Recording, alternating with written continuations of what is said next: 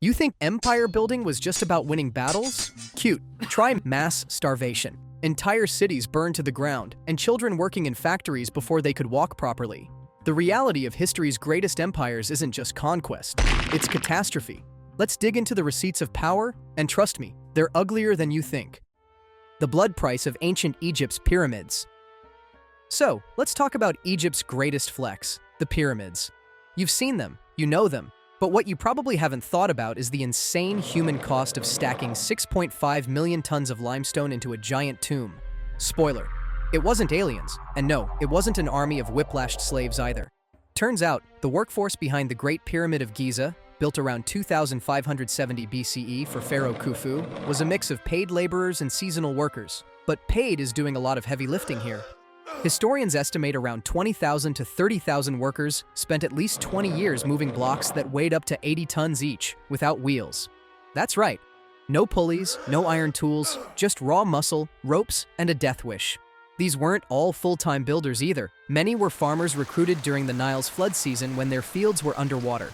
Instead of waiting for the crops to return, they got a one-way ticket to backbreaking labor, powered by a diet of bread, onions, and beer. Because nothing says workplace safety like getting hammered before rolling 80-ton boulders.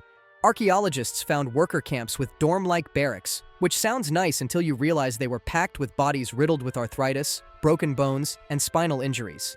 Some workers were even buried near the pyramids, which might sound honorable, until you consider that most of them likely died on the job. And let's not forget the engineers and project managers. One miscalculation, and it wasn't just a bad day at work. It was an 80-ton limestone coffin with your name on it. But hey, at least Khufu got his eternal VIP suite, complete with gold, food, and whatever else he thought he needed in the afterlife. Meanwhile, the workers got dumped into mass graves. That's empire building for you. Eternal monuments for the rich, chronic pain for everyone else. Rome's ruthless expansion. Rome wasn't built in a day, but it sure burned through a lot of bodies to get there. The Roman Empire was one of the greatest military powers in history, but conquest came with a price, paid in blood, labor, and entire civilizations wiped off the map. By the time Rome peaked around 117 CE, it controlled 1.9 million square miles and roughly 50 to 90 million people. The cost? Centuries of brutal wars, mass enslavement, and enough casualties to fill a modern census. Let's start with the Punic Wars, 264 to 146 BCE. Rome vs. Carthage, a conflict that lasted over a century and ended with Carthage being burned to the ground. We're talking 500,000 dead or enslaved, just to eliminate one rival. And because Rome believed in overkill, they allegedly salted the earth so nothing could grow there again. Subtle. Then came Julius Caesar's Gallic Wars, 58 to 50 BCE, a glorious campaign that resulted in 1 million Gauls dead and another million enslaved. Caesar made a fortune selling captured warriors to slave traders because what's the point of conquest if you can't profit off human misery? By the time he marched on Rome in 49 BCE, he wasn't just rich, he was untouchable. Speaking of slaves, they were Rome's economic backbone. By the 1st century CE, historians estimate that 30 to 40% of Italy's population were enslaved people. These weren't just household servants. They were miners, farmers, and gladiators, working in conditions so brutal that slave revolts became a regular occurrence. The most famous? Spartacus's rebellion, 73 to 71 BCE, where 120,000 enslaved people fought for their freedom. Rome's response? They crucified 6,000 survivors along the Appian Way, turning the highway into a giant billboard that said, "Don't even think about it." And while Rome built aqueducts, roads, and colosseums, guess who did the heavy lifting? Not the senators sipping wine. Masses of enslaved people and forced laborers were worked to death to keep the empire's infrastructure running. The Mongol horde's trail of devastation. If Rome perfected empire building, the Mongols perfected annihilation. By the time Genghis Khan died in 1227, his empire stretched across 9 million square miles, the largest continuous land empire in history. But you don't conquer 1/5 of the planet by asking nicely. The Mongols didn't just invade cities, they erased them. Entire populations were slaughtered, enslaved, or deported. And if you resisted, well, let's just say your skull might have ended up in one of their famous pyramids of heads. Let's start with Khwarezm, 1219 to 1221. The Shah of Khwarezm made the mistake of killing a Mongol trade envoy. Genghis responded like a man who took rejection personally by leveling the entire empire. Cities burned, millions died, and the Shah? He ran for his life and died on an island, alone and forgotten. Historians estimate 1.7 million people were killed in a single campaign. Then there was Baghdad, 1258, once the intellectual capital of the world, home to the House of Wisdom, where scholars preserved knowledge that shaped civilizations. The Mongols sacked it in a week. They killed up to 200,000 people, threw books into the Tigris River until the water turned black with ink, and executed the caliph by rolling him up in a carpet and trampling him with horses, because Mongols thought spilling royal blood was bad luck. The irony? They drowned a library of knowledge, but were superstitious about bleeding a king. The destruction wasn't just human. The Mongols diverted rivers, burned crops, and salted farmland to ensure nothing could grow. Central Asia, once a hub of trade and agriculture, never fully recovered. And if you think their warfare was brutal, their psychological tactics were worse. They'd catapult disease-ridden bodies over city walls, spread false rumors of their army's size, and sometimes spared a few survivors just to spread the terror further. But for all their destruction, the Mongols also created trade routes, stabilized governance, and allowed religious freedom. The Aztec Empire's human sacrifice economy. The Aztecs built an empire on war, tribute, and human sacrifice. And when we say sacrifice, we're not talking about skipping dessert. We're talking about thousands of people getting their hearts ripped out on a regular basis. By the early 1500s, the Aztec Empire controlled 5 to 6 million people. Their capital, Tenochtitlan, had over 140,000 residents, more than most European cities at the time. But running an empire this size wasn't cheap. Conquered cities had to pay tribute in gold, crops, textiles, and people. Those who didn't comply? They were next. The temple mayor in Tenochtitlan was a human butcher shop. Prisoners were marched up the steps. Priests used obsidian blades to cut out their hearts, and their bodies were kicked down the stairs. The skulls were displayed on racks to remind everyone who was in charge. During the dedication of the temple in 1487, historians estimate between 10,000 and 80,000 people were sacrificed in 4 days. That's one human heart offered every 15 seconds. The smell of blood, burning incense, and death filled the air. But why go through all this trouble? The Aztecs believed human blood kept the universe running. The sun god Huitzilopochtli needed constant feeding, or the world would end. This meant a permanent war to collect more victims. They even had special flower wars, battles fought not for land, but to capture prisoners for sacrifice. But the system had a flaw. When Hernán Cortés arrived in 1519, he didn't just bring 500 Spaniards and 16 horses, he brought resentment. Conquered tribes were tired of being tax-paying, heart-donating second-class citizens, so they joined the Spanish and helped topple the empire in 1521. Spain's New World conquests. Spain didn't just conquer the New World, it drained it dry. From the moment Christopher Columbus arrived in 1492, Spain's strategy was simple. Take everything, kill anyone who resists, convert the survivors. By 1519, Hernán Cortés had toppled the Aztec Empire with a few hundred men, thousands of indigenous allies, and a biological weapon, smallpox. By 1533, Francisco Pizarro had done the same to the Incas. Spain had conquered millions with just a few thousand soldiers. How? Guns, germs, and steel. But the real empire building started after the battles. Spain needed labor to mine silver and gold. So they created the encomienda system, a legal way to enslave indigenous people while calling it protection. Indigenous populations plummeted by 80 to 90% in a century. Disease, forced labor, and execution took tens of millions of lives. Then came Potosi, Bolivia, home to the richest silver mine on Earth. By 1600, it produced 60% of the world's silver, making Spain filthy rich. But mining meant backbreaking labor in toxic conditions. Workers inhaled mercury fumes, suffered lung disease, and rarely survived long. The mountain was called the mountain that eats men. The Spanish didn't stop there. In the Caribbean, entire indigenous populations were wiped out. On sugar plantations, enslaved Africans were brought in to replace them. The average life expectancy? 7 years. But Spain's wealth came at a cost: inflation. So much silver flooded Europe that money became worthless. By 1650, Spain was in financial ruin, despite owning half of South America. The empire had killed millions, drained resources, and collapsed under its own greed. Spain's conquests reshaped the world, but when you build an empire by taking, killing, and enslaving, eventually, there's nothing left to take. The British Empire wasn't just the largest in history, it was built on exploitation. At its peak in 1919, it controlled 412 million people across 25% of the earth. But the cost? Famine, forced labor, and entire cultures dismantled for profit. Let's start with India, the empire's crown jewel. By the 1700s, Britain had taken over India's economy, resources, and people. The East India Company ran the place like a corporate dictatorship. Farmers were forced to grow cash crops like opium and cotton instead of food. The result? Mass starvation.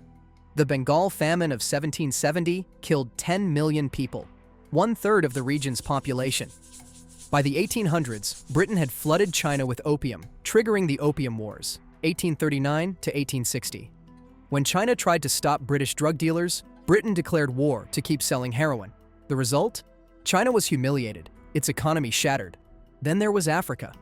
Britain controlled huge territories, extracting gold, diamonds, and rubber with forced labor and brutal tactics. In Kenya, the Mau Mau Uprising, 1952 to 1960, led to 1,000 executions and over 100,000 imprisoned. The British tortured rebels, burned villages, and put civilians in concentration camps. And let's not forget Ireland. The Great Irish Famine, 1845 to 1852, saw 1 million dead while Britain continued exporting Irish food. When starving Irish families begged for help, they were told it wasn't Britain's problem. By World War II, Britain was too broke to maintain control. One by one, colonies fought for independence. By 1997, the empire was gone, but the damage? Still there. The cost of continental war. Napoleon Bonaparte wasn't just a military genius. He was a walking disaster for Europe.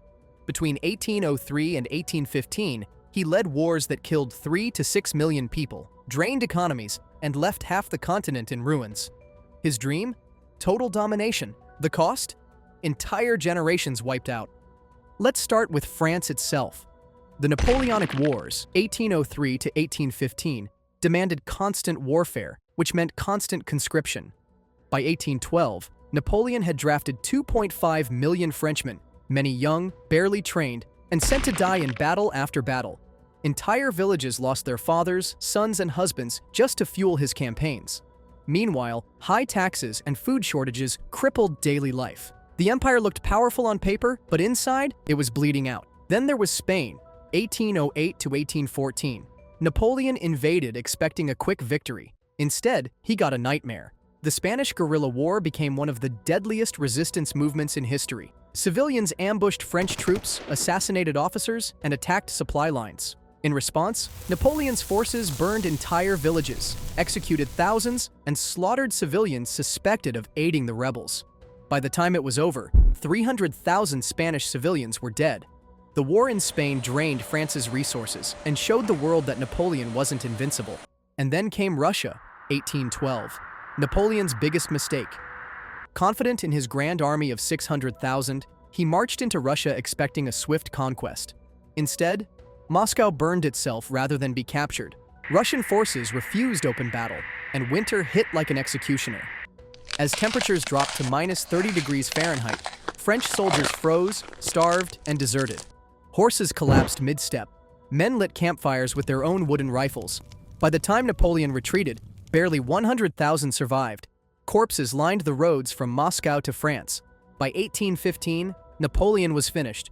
His armies were scattered, his empire crumbling, and his enemies closing in. At Waterloo, his final battle, he lost 47,000 men in a single day. France's economy was in ruins, the people were exhausted, and the once mighty empire was erased from the map. Soviet Union's brutal march to industrialization.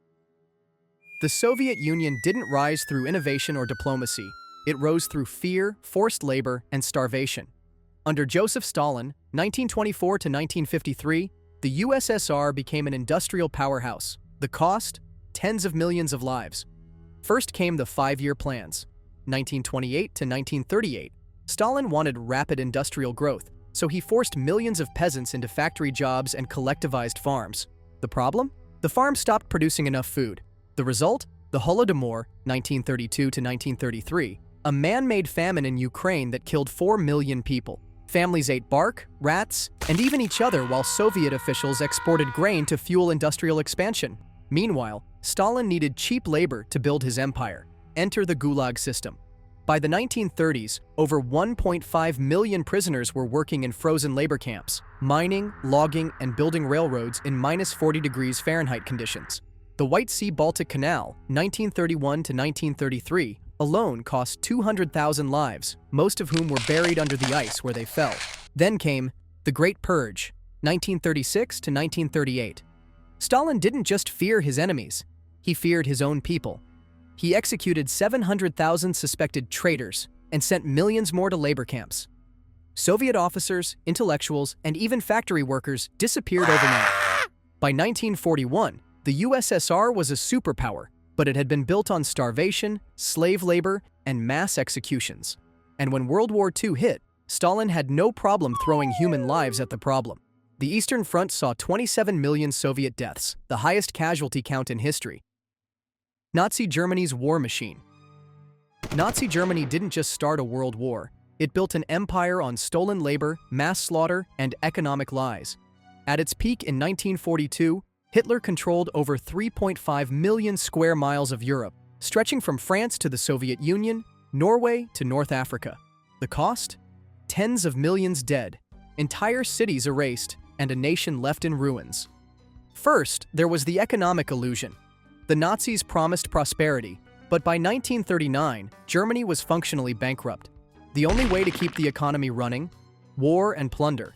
They looted gold, factories, and resources from every country they invaded. France alone had to pay Germany 400 million francs a day just to exist under occupation. But looting only worked for so long. The economy became dependent on conquest, meaning the moment expansion stopped, collapse was inevitable. Then came the slave labor. By 1944, Germany had 14 million forced laborers, Poles, Soviets, Jews, and prisoners of war.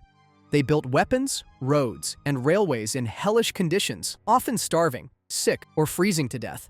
1/3 of the workforce in Nazi Germany was enslaved, working 12 to 18-hour shifts in factories, mines, and farms that kept the war machine running. And then there were the concentration camps. Auschwitz wasn't just a death factory, it was a business. Companies like BMW, Siemens, and IG Farben used camp prisoners as unpaid laborers, producing weapons, chemicals, and even synthetic rubber. Prisoners were given just enough food to stay alive, until they weren't. If they couldn't work, they were exterminated. But Hitler's greed outpaced reality. The invasion of the Soviet Union, 1941, was a disaster. Germany lost 800,000 troops in the first year alone. The Eastern Front became a meat grinder, swallowing entire divisions in brutal battles at Stalingrad, Leningrad, and Kursk.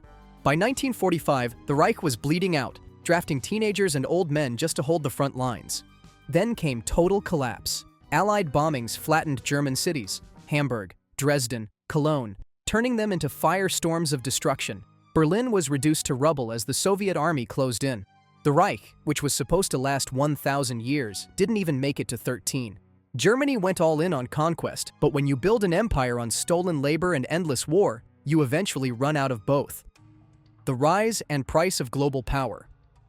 The US didn't just rise to superpower status, it spent trillions, fought endless wars, and left entire regions destabilized to get there. By 1945, it was the richest, most powerful nation on Earth. But maintaining that power, that came at a cost. Let's start with westward expansion. 1800s. The US didn't just expand, it took. Indigenous tribes were slaughtered, displaced, and forced into reservations. The Trail of Tears, 1830s, saw 46,000 Native Americans forcibly removed. Over 4,000 died along the way. By 1890, after the Wounded Knee Massacre, Native resistance was effectively over. The land was seized, farmed, and industrialized. Then came the industrial boom, late 1800s to early 1900s. America built railroads, steel mills, and factories. But at what price? Child labor, deadly working conditions, and 16-hour shifts. The Triangle Shirtwaist Factory fire, 1911, killed 146 workers, most women and girls, because factory doors were locked to prevent breaks. By 1945, the US was the only major economy left standing after World War II. But global power meant military dominance. Enter the Cold War. 1947 to 1991. The US spent $5.5 trillion on nuclear weapons, fought proxy wars in Korea and Vietnam, and overthrew foreign governments in Iran, Chile, and Guatemala, all to stop communism. Millions died, economies collapsed, and dictators took power. Then came modern interventions. The War on Terror, 2001 to present, has cost the US $8 trillion and over 900,000 lives worldwide. Iraq and Afghanistan were torn apart, and even after 20 years, stability never came. The US became the world's largest economy and strongest military, but that power came with war, exploitation, and a debt that future generations will keep paying.